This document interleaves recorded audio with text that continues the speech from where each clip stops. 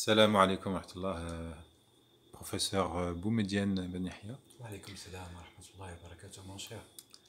Donc, nous sommes aujourd'hui ensemble, alhamdulillah, pour pouvoir développer certains aspects, certains sujets.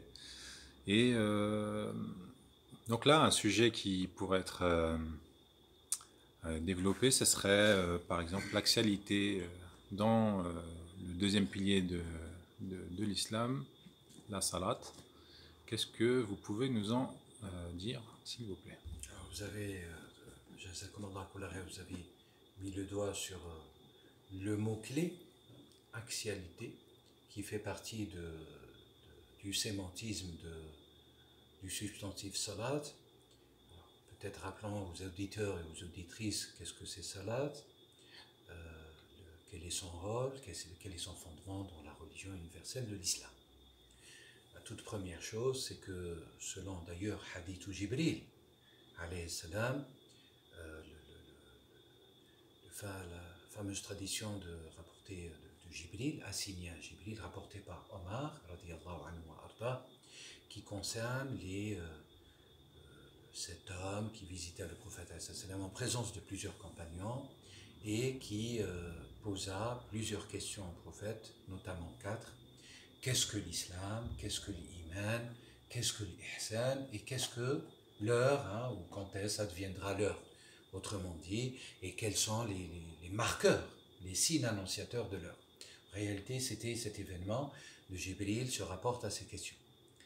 Et salat, on va retrouver l'élément de salat par rapport au premier degré, qu'est-ce que l'islam, quand l'ange Gabriel, qui était d'ailleurs sous couvert, parce qu'il a pris une forme humaine qui se présente au prophète devant des compagnons. Les compagnons, radiyallahu anhum, ne le connaissaient pas et qui commencent à poser, qui s'assoient auprès du prophète genou à genou, véritablement auprès de lui, et qui lui posent la question suivante, qu'est-ce que l'islam?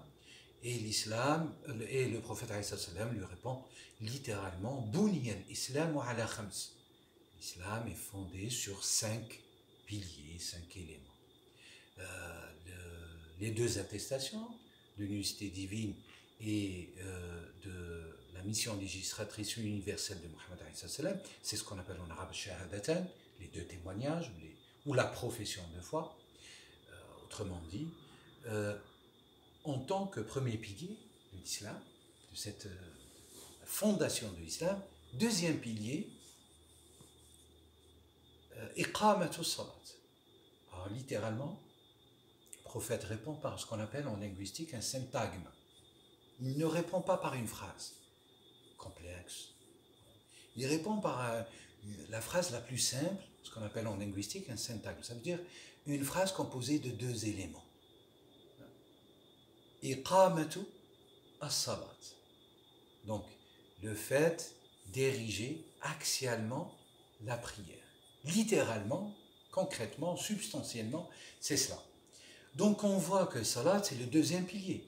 Chers frères, le 2e pilier qui va fonder la fondation de l'islam.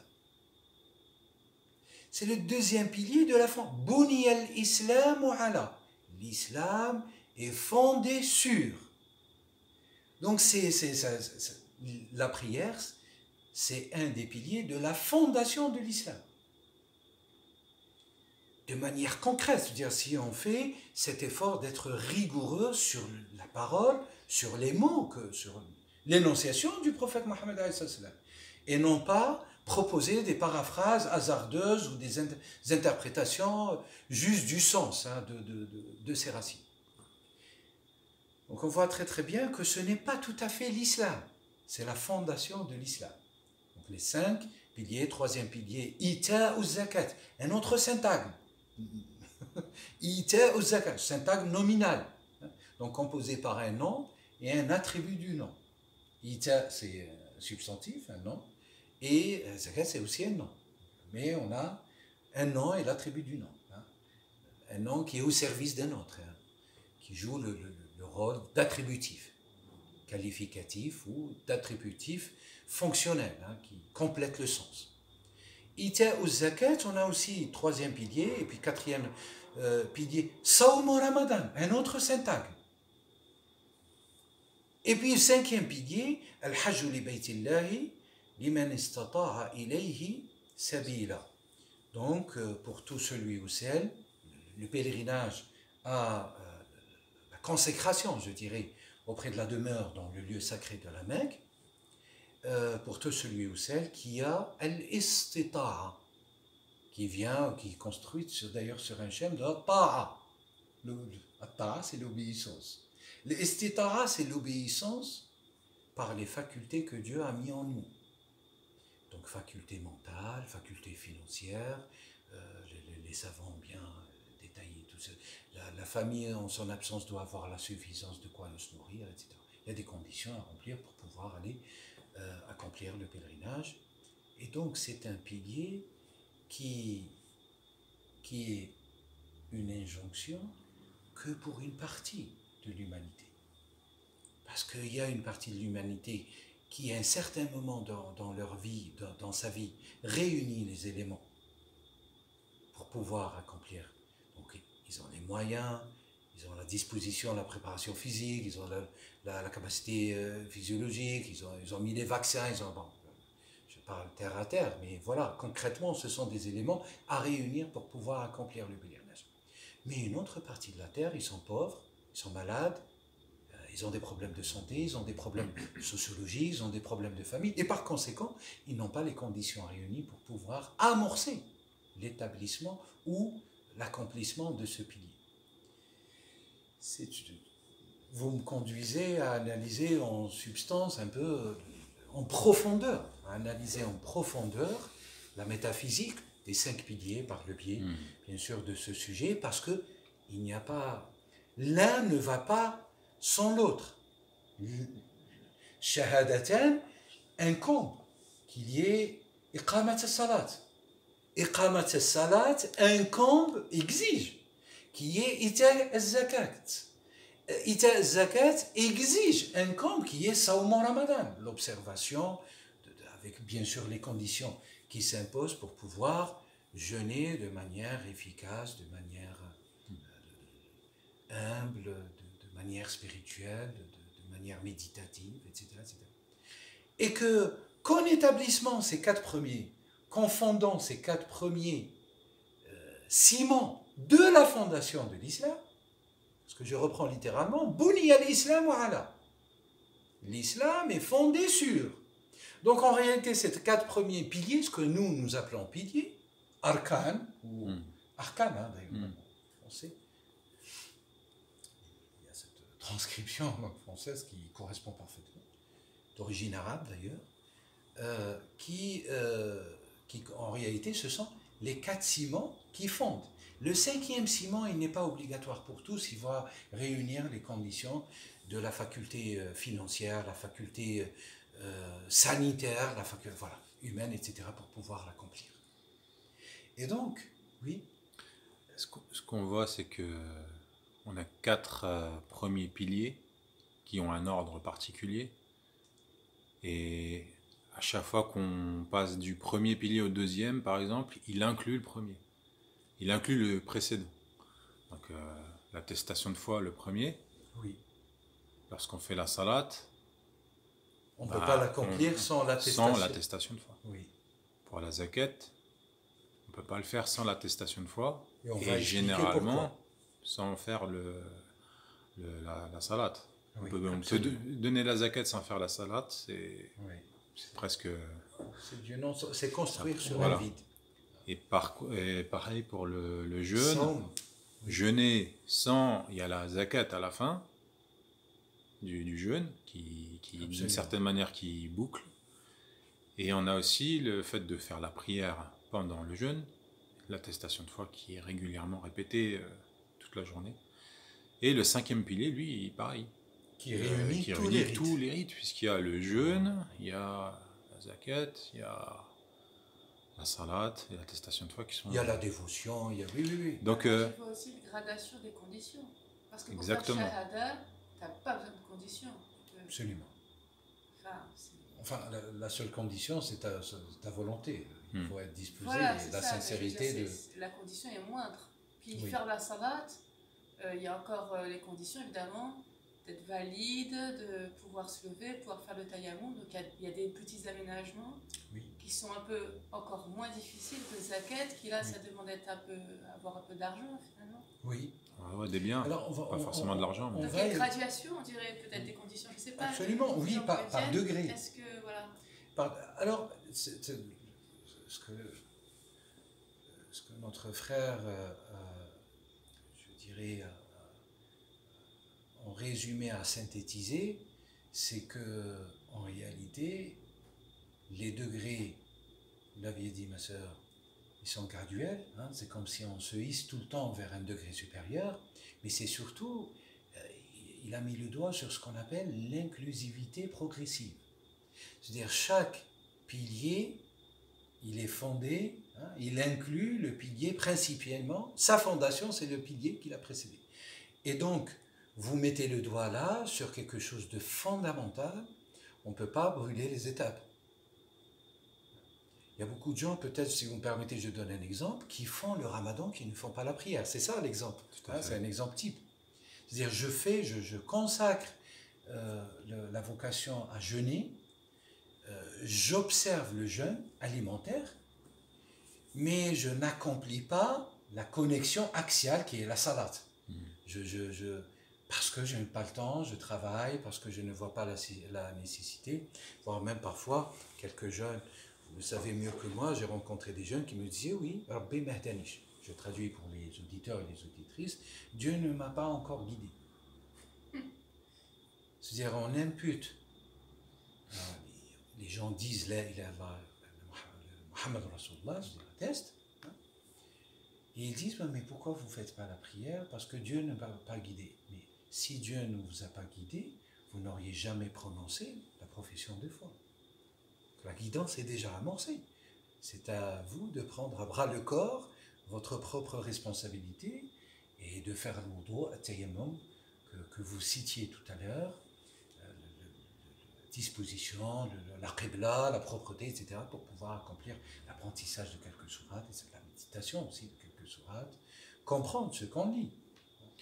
Ça fait penser à l'apprentissage de n'importe quelle discipline, finalement.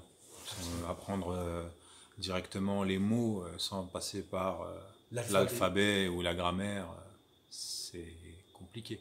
C'est compliqué. On risque de faire énormément d'erreurs. Absolument. Et donc la structure, elle est importante.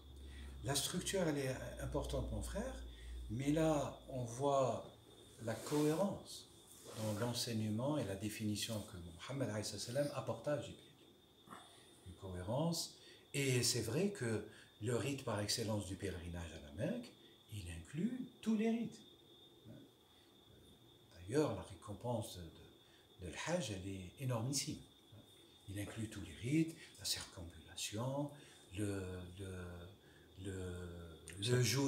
jeûne au 9e jour avant sacrifice. Avant le sacrifice, etc. Avant l'Aïd, hein, le jour de Arafat. Le jeûne de Arafat est attesté. C'est un rite fondamental aussi. Hein. Vous savez que le Hajj, le pilier de l'Hajj, mais ça on en parlera peut-être plus tard, c'est Arafat.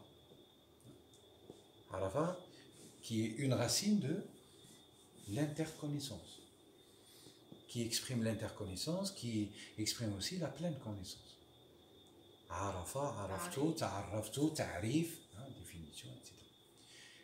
Qui se rapporte d'ailleurs au récit de la rencontre, la rencontre d'Adam et d'Ève, hein, alayhum salam. Si vous me permettez, cher frère, pour revenir sur l'aspect, la profondeur de la salat et sa relation avec cette notion fondamentale de l'axialité. Pourquoi il s'agit d'axialité? Étymologiquement déjà?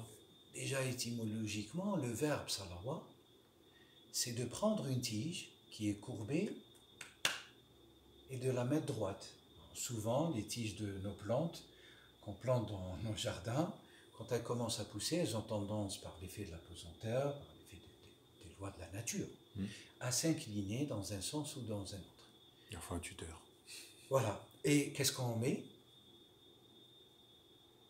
on attache souvent une autre tige, ou parfois un tuteur, pour que la tige soit droite. Salat, le verbe dans la langue arabe et dans l'usage arabe, c'est signifie rendre droit. Mais rendre droit, non pas horizontalement, mais rendre droit axialement. Donc c'est là où on retrouve, en tout cas par le symbolisme réel, du sens du verbe d'action yaslu. Yaslu al-oud. Yaslu al-oud, c'est le rendre droit. Rendre droit à une tige. C'est une tige vers le haut, donc du bas vers le haut. Donc c'est une question, toute la salat est basée vers cette rectitude qu'on apporte nous-mêmes.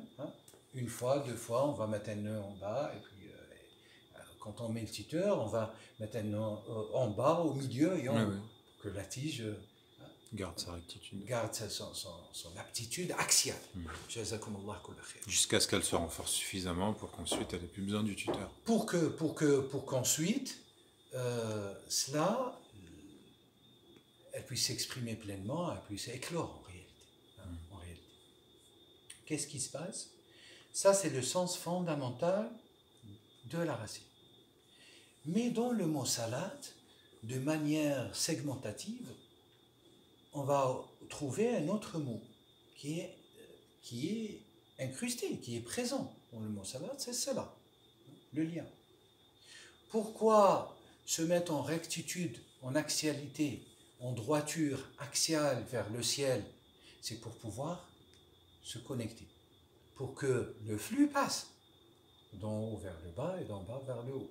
Quand on fait l'invocation, elle arrive, et quand Allah décrète quelque chose qui nous touche sur terre, nous a prédestiné, j'ose dire le mot prédestiné, mais on y reviendra, c'est juste pour provoquer peut-être un autre débat concernant le destin, la prédestinée, la post-destinée, etc. Le destin tout court, ou la destination d'ailleurs.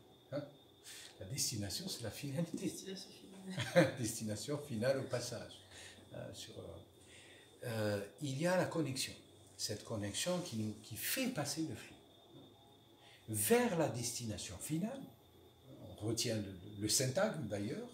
Vers la destination finale, qui est aussi incluse morphématiquement dans un salat, en tout cas dans le lexème de salat, c'est al-wusul, wasala. Wa-sa-la, arriver. Non, pas usul, wusul, avec un waw. Arriver à terme. Wasala. Wasala, c'est arriver à terme. Mais il y a, à partir de wusul, on peut ouvrir aussi le champ lexical vers isal, transmettre. Donc la transmission par le biais de l'axialité. En réalité, les trois sens fondamentaux de ilm salat, la science de la prière, qui est le deuxième pilier, ou en tout cas le deuxième ciment de la fondation de la religion universelle qu'est l'islam, c'est ces trois notions le fait de se redresser axialement de manière rectiligne, nous disent les mathématiciens comme nos frères, et faire pouvoir passer le flux, la communication entre le serviteur et son Seigneur, et vice-versa, donc du bas vers le haut, d'en haut vers le bas. On pourrait même convoquer ma sœur, on a eu l'occasion de parler, aussi de manière parallèle, tout ce qu'on appelle les sciences métaphysiques de l'ascension et de la descension. C'est inhérent à un salat. C'est inhérent. Alors on ne le présente jamais comme ça, mais en réalité, quand on scrute bien, c'est inhérent aussi à la science fondamentale de la salat. Et puis, la destination finale, pour pouvoir arriver et activer, je dirais, si vous me permettez le mot, activer, que notre invocation soit acceptée ou que notre part décrétée par Dieu nous soit révélée sur terre, ici et maintenant, descendue vers nous. C'est ça en réalité une métaphysique de la salat, par le biais d'ailleurs de manière extrêmement simple de l'analyse du champ sémantique de salat, mais d'ouvrir en ouvrant ce champ sémantique par aussi le jeu des lettres, par aussi les différentes manières de ce que moi j'appelle de la lecture microscopique à l'intérieur d'un morphème. Prendre un premier segment, ou un segment intermédiaire, ou un segment final, prendre comme on le faisait tout à l'heure, mon frère, un segment initial et un segment final dans un mot, etc. et d'exploser, d'extirper les sens cachés. Si vous me permettez, professeur Boumedienne, on a souvent dit les réflexions qu'on nous a faites par rapport à la salade, qui est qu'est-ce que ce Dieu qui a besoin de se faire adorer? Or, apparemment, c'est pas pour lui, que c'est plutôt pour nous, puisque dans certains versets, on nous dit que ça nous préserve du blâmable. Oui. Inna salata tanha anil fahsha'i wal munkar. Alors, quel est cet acte finalement de salade? Quel est le but de la salade en fin de compte? Alors, le but de la salade, voilà. il est dans la fondation sémantique, hein, ce qu'on vient de citer. Établir le lien. Hein, établir le lien. Pourquoi? Pour nous purifier? Alors, la finalité est citée. Voilà. Vous citez, par exemple, vous citez ce verset. Inna salata, certes, absolument. As-salat, donc as-salat en tant qu'acte de dévotion, de rite fondamental de vivifier le culte pour Allah, mais vous l'aviez dit aussi pour nous-mêmes, parce que c'est nous qui demandons un fruit sur nous-mêmes, sur notre être. Voilà. En réalité, toute la question, la subtilité métaphysique, elle est comment tirer bénéfice de ce culte pour nous-mêmes. Voilà. Car Dieu n'a pas besoin qu'on lui rende culte, en réalité. Hein, mais notre condition humaine fait que nous devons... Absolument, absolument. Pourquoi? Parce que nous sommes placés dans le degré le plus inférieur de l'existence. Nous sommes dans la dunya. Et là aussi, si on opère de la même manière, sur le mot salat, le substantiel salat, dunya danayadnu, c'est le verbe de l'abaissement, de l'infériorité. Ad-dunya, ça signifie le point le plus inférieur de l'existence. As-sama, ça signifie le point le plus élevé. Ce sont des antonymes spatio-temporels, si vous voulez. C'est deux degrés existentiels qui sont contradictoires. Et souvent, en tout cas, ceux qui suivent un petit peu ce que je fais depuis quelques années, souvent je passe par le symbolisme de l'alphabet A par l'alif, harful alif. Il a un point culminant, il a ce qu'on appelle un point apogée, ce que moi j'appelle un point apogée, il a un point périgée. Périgée, c'est le point le plus inférieur, et il a un point culminant, le plus supérieur, le plus haut. En réalité, salat, qu'est-ce qu'elle fait? Elle fait établir, rendre droit, mettre les rectitudes de toutes les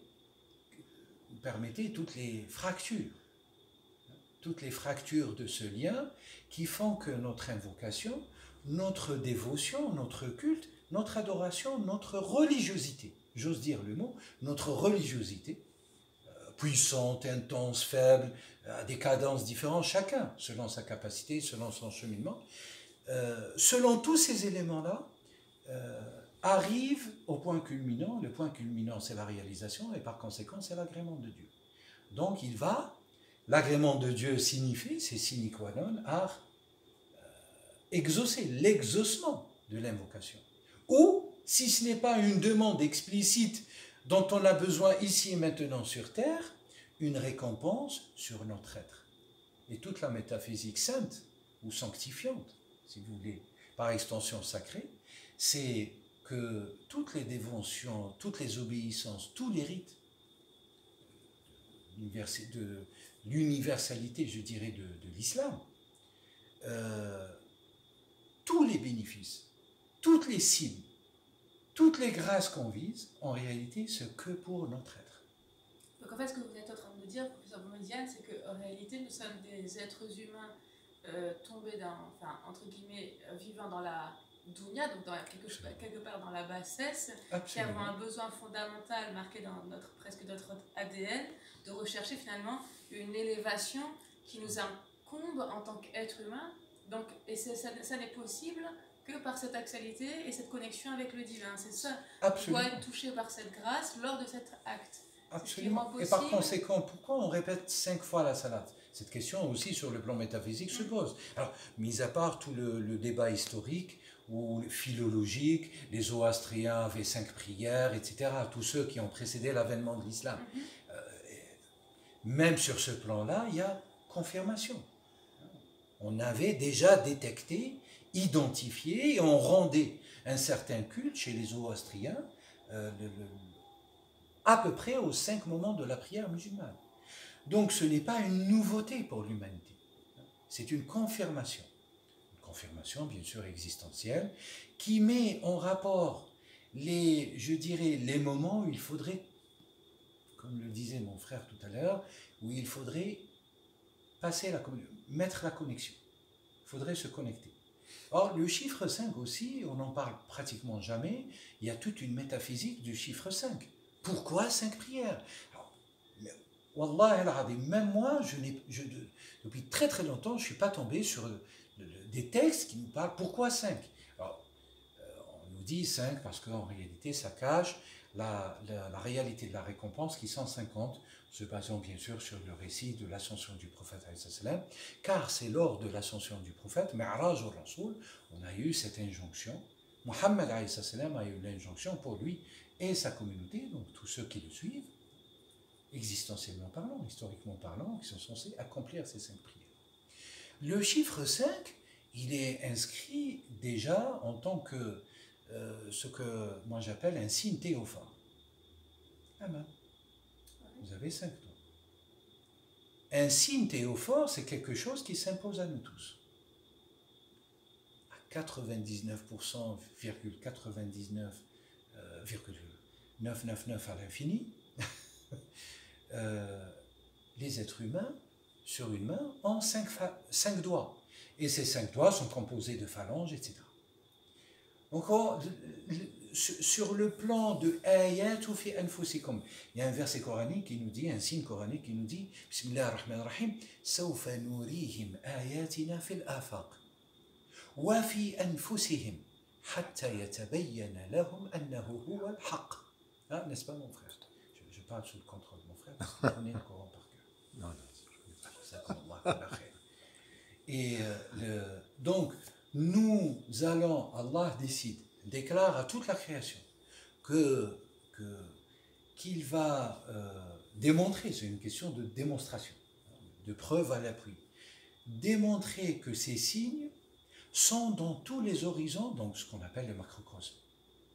Mais il ne se suffit pas à déclarer seulement cela dans ce verset. Il dit, mes signes sont universels, si vous voulez, dans tout le macrocosme. Mais aussi, ils sont universels dans le microcosme, en vous-même.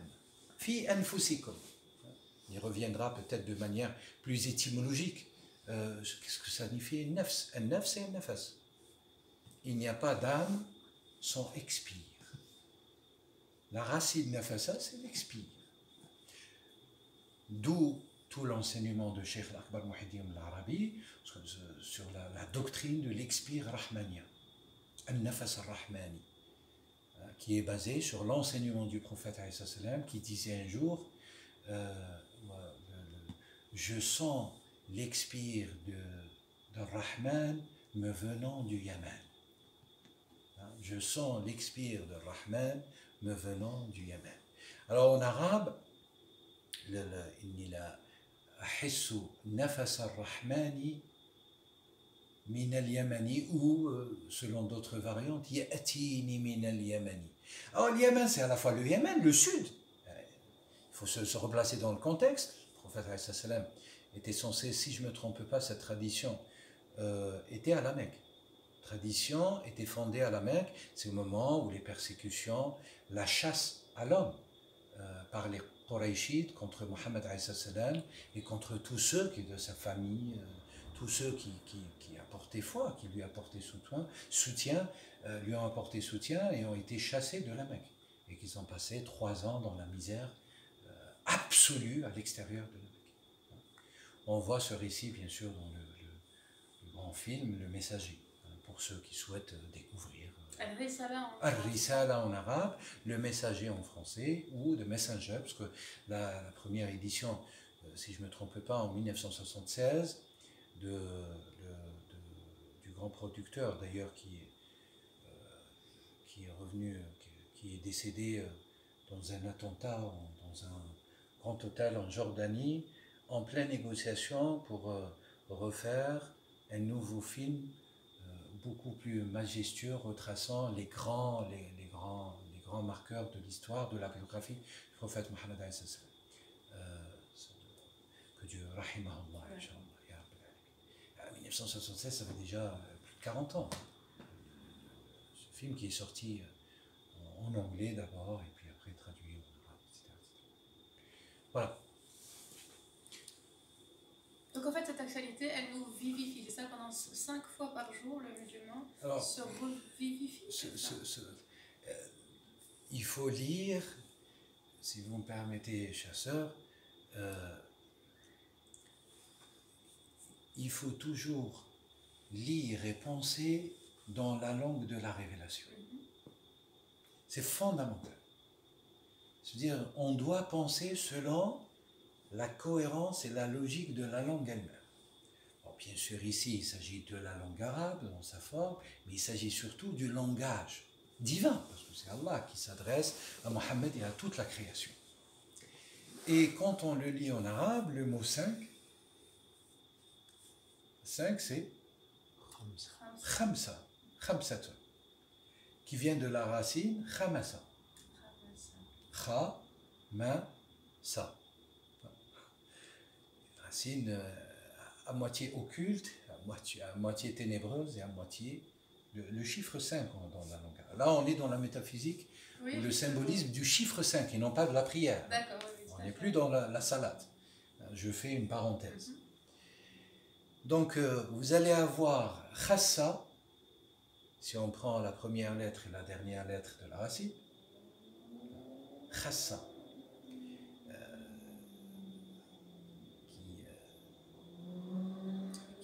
qui exprime une idée du repli sur soi-même, de la contrition, voilà, quelque chose une gêne. Vous allez avoir massa, deuxième lettre intermédiaire avec le signe final. Massa, c'est toucher, donc ce qui est palpable, qui nous touche. Et vous allez avoir, en redistribuant les lettres de cette racine dans un ordre, je dirais, inverse. Permutation de lettres. Comment? Les permutations de lettres. Oui, la commutation. En réalité, la commutation des lettres.